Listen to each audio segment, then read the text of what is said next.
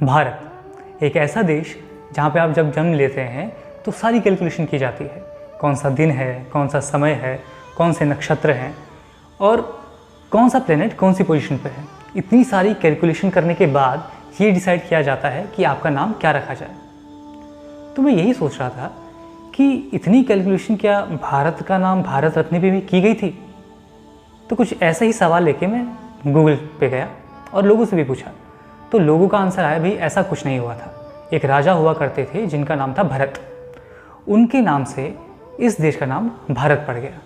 और बात मुझे कुछ जमी नहीं, क्योंकि अगर नाम इतना ही अच्छा था तो भरत से भारत हुआ क्यों, पहली बात। दूसरी बात, अगर यही क्राइटेरिया है कि भाई किसी अच्छे राजा के नाम पे हमारे देश का नाम रखा जाएगा, तो क्या बाकी राजा कम थे? अगर मुझसे पूछा जाए कि भाई किसको क्रेडिट मिलना चाहिए इस देश का नाम रखने का, तो भाई ये देश जाना जाता है माँ गंगा की वजह से। माँ गंगा जिनका अवतरण एक राजा की वजह से हुआ जिसका नाम था भागीरथ। तो इस हिसाब से तो वो क्रेडिट भागीरथ को मिलना चाहिए था और हमारे देश का नाम होना चाहिए था भागीरथ। ऐसा नहीं हुआ। अच्छा, राजा तो राम भी थे और पूरी दुनिया जानती भी है कि राम जी कहाँ हैं। वो इसी देश के वासी थे, तो होना ये चाहिए था कि इस देश का नाम राम हो। द्वारकाधीश थे श्री कृष्ण, उनके नाम पे भी नहीं रखा गया। तो राजा के नाम पे देश का नाम रखा जाए, ये बात मुझे हजम हुई नहीं। लेकिन फिर भी मैंने इस पर स्टडी की और मुझे दो वैलिड आंसर मिले जो आज हम डिस्कस करेंगे। जिसमें से पहला जो आंसर है वो है एक छोटी सी स्टोरी, वो है राजा भरत के बारे में। राजा भरत के खुद के पुत्र थे, लेकिन वो पुत्र योग्य नहीं थे। इसी कारण उन्होंने ही फैसला किया कि मैं अपना राज्य अपने पुत्रों को ना देते हुए किसी ऐसे आदमी को दूंगा जो योग्य हो। इसलिए एक राजा जिनका नाम विरथ था, उनको उन्होंने अपॉइंट किया एज अ किंग।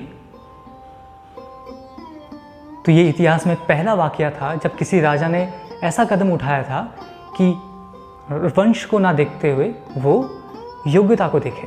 तो इस बात का क्रेडिट उनको मिलता है। शायद यही रीज़न था कि सब लोगों ने सोचा कि इस देश का नाम भारत होना चाहिए। लेकिन इससे भी मैं उतना कन्विंस नहीं था। लेकिन जो दूसरा आंसर मुझे मिला वो मुझे सबसे बढ़िया लगा और वो मुझे मिला संस्कृत से। अगर आप देखते हैं भारत, ये वर्ड जो है ये दो वर्ड्स का कॉम्बिनेशन है। ये दो शब्द हैं, भा और रत। अगर आप वर्ड देखते हैं भा का मतलब होता है लाइट, रोशनी, प्रकाश। प्रकाश किस चीज़ का? ज्ञान का प्रकाश। Light of knowledge, light of wisdom, ये होता है भा का मतलब। अगर आप कुछ वर्ड्स देखें जैसे प्रभात, आप अगर व्हाट्सएप मैसेज सुबह खोलते हैं तो आपको मैसेज आता है सुप्रभात। सु मतलब अच्छा, प्रभात का मतलब होता है वो टाइम जब अंधकार हटता है और सूर्य चढ़ता है, उसे कहते हैं प्रभात। तो इसमें जो भा वर्ड है वो है रोशनी का इंडिकेशन। अगर आप सूर्य को देखते हैं, सूर्य के भी अनेक नाम हैं, जिसमें से एक है भानु, भानु, यहाँ पे भी भा प्रकाश को दर्शाता है। ऐसे एक नाम है भास्कर, ऐसी एक नाम है प्रभा। प्रभा कहते हैं किरण को, रेज को। तो भा इंडिकेट करता है लाइट को। और अगर आप बात करते हैं रथ की, रथ भी एक वर्ड है जिसके कई मीनिंग है, जिसमें से 3 मीनिंग मुझे पसंद आए। वो हैं प्रेम, या किसी चीज़ में ऐसा लगना कि आप और वो चीज़ दो ना रहें, यानी कि किसी चीज़ में इतना घुल मिल जाना कि डुअलिटी खत्म हो जाए। और तीसरा इसका वर्ड होता है प्रीति, मतलब किसी से इतनी लगन लगाना कि आप और वो अलग ना रहें।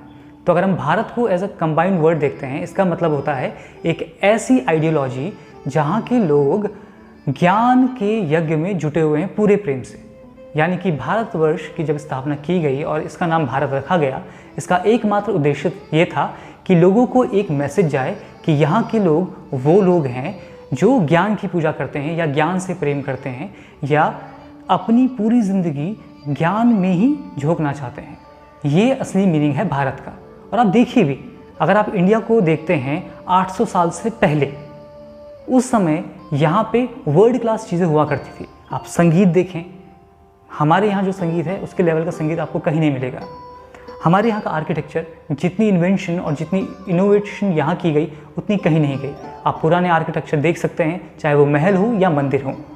ऐसे ही आप खान पान में देख सकते हैं, जितनी वैरायटी आपको यहाँ मिलेंगी उतनी वैरायटी आपको कहीं नहीं मिलेंगी। और यही चीज़ मैथमेटिक्स में भी अप्लाई होती है। ट्रिग्नोमेट्री आप देखते हैं, उसका आविष्कार यही हुआ। अगर आप और चीज़ों में भी देखते हैं, जैसे कपड़े हैं, कपड़ा आज भी अगर आप हाथ का बना कपड़ा देखते हैं तो इंडिया में सबसे महीन कपड़ा बनता है, जो मशीन्स भी आज तक नहीं बना पाई हैं। आप मेटल्स की बात करें तो जिंक जैसा मेटल जो आज तक एक्सट्रैक्ट नहीं किया गया था, वो भी इंडिया में ही बनाया गया। आप कुछ भी उठा के लीजिए, आप मैथ्स देखिए, आप कल्चरल वैल्यूज़ देखिए, आप डांस देखिए, आप म्यूज़िक देखिए, हर चीज़ में इंडिया नंबर 1 था। और ये इसलिए था क्योंकि ये भारत था। भारत यानी कि देश जो ज्ञान की पूजा में लगा हुआ था। तो बाय बर्थ आप इंडियन हो सकते हैं। अगर आपने यहाँ जन्म लिया है तो आप इंडियन हैं, लेकिन क्या आप भारतीय हैं, ये डिसाइड करता है कि क्या आपने खुद को ज्ञान के यज्ञ में झोंका है कि नहीं। तो इस 15 अगस्त जब आप 15 अगस्त मनाएं तो याद रखिए कि आप एक भारतीय हैं जिसका एकमात्र लक्ष्य ज्ञान प्राप्ति होना चाहिए। वो ज्ञान किसी भी चीज़ का हो सकता है। आप लिटरेचर का ज्ञान ले सकते हैं, आप कोई कल्चरल वैल्यूज़, आप डांस, म्यूज़िक या किसी भी चीज़ का ज्ञान ले सकते हैं, लेकिन कंडीशन ये है कि उसमें रत होना पड़ेगा, यानी कि अपना 100% देना पड़ेगा। तो इस 15 अगस्त जब आप मना रहे हो तो याद रखिए कि आप एक भारतीय हैं। और इस वीडियो को आप इतना सर्कुलेट कीजिए कि कल 15 अगस्त मनाते हुए लोगों के मन में भारतीय होने का भाव जागे और हम एक ऐसे उज्जवल भविष्य की तरफ बढ़ें जिसमें हम सही में कह सकें कि हम भारतीय हैं।